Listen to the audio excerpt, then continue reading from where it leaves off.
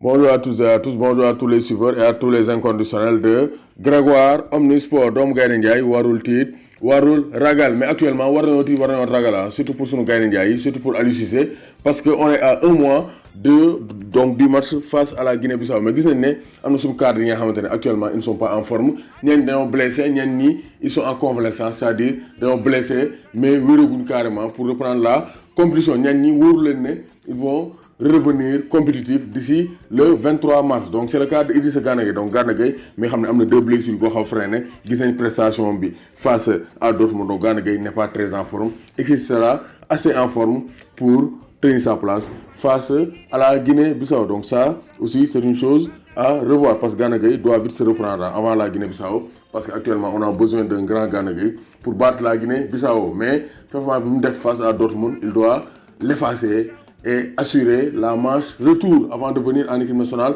du Sénégal. Donc Gana Gueye, il faut se réveiller. Nous sommes derrière toi. Il faut se réveiller pour la marche retour face à Dortmund au Parc des Princes avant de venir ici au Sénégal pour en découdre avec la Guinée-Bissau. Ben Lion bi nga xamante ne actuellement dafa am problème c'est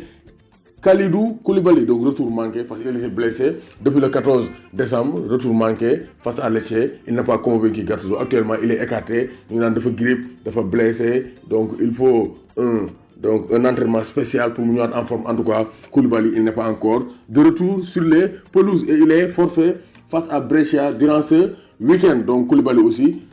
il fait partie des interrogations des inquiétudes de la tanière moom aussi ay mbiram dara leeragul pour la Guinée-Bissau même chose pour Ismaïla Sarr à l'infirmerie donc vraiment c'est le cas le plus inquiétant Ismaïla Sarr il se blesse trop vraiment li muy blessé dafa bari surtout qu'il n'a jamais connu un tel enchaînement dans sa carrière donc day enchaîner ay matchs donc di enchaîner rigueur football bi Angleterre dafa metti loolu tax blessures yi gën a bari donc entre 21 octobre et 5 novembre même pas un mois il avait pris 15 jours et raté 3 matchs avec Watford donc c'est pour dire que Ismaïla Sarr c'est un joueur très très fragile est-ce que d'ici là dina am temps pour revenir en forme donc revenir à la compétition pour mën a tenir sa place donc face à la Guinée-Bissau loolu aussi interrogation pour le cas Ismaïla Sarr toujours blessé ba léegi ñëwaatoo ñu ngi naan prochaine journée bi face à Manchester United donc il sera de retour mais rien n'est sûr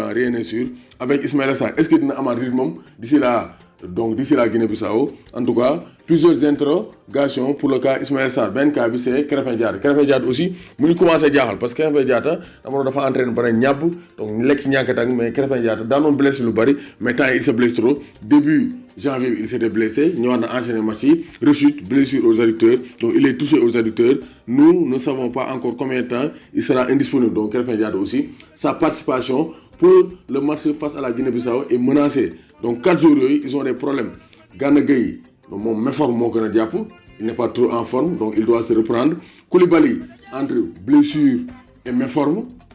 Ismaïla Sarr moom blessure ñëwaatagul sax Krépin Diatta aussi blessure donc 4 jours yooyu ils sont menacés pour leur participation face à la Guinée-Bissau doomu Gaynde Ndiaye warul tiit warul ragal. maa ngi bëggee l'équipe junior de Grégoire Omnisport avec Modigo Pierre Yérim Chimi Sall Isco Flotov Sadekhouna donc Maël Lamine Sy Alenia Nima Pablo Easy Jowiski Mike Berabe Fadel Mbaye Diagne Bepap donc Papa Mar Papa Gueye donc Frank de Jong Cheikhouna Thiam Mancunier donc Papa Neymar Mbaye Sy Cheikh Kouyaté Yadd Yilmaz Yérim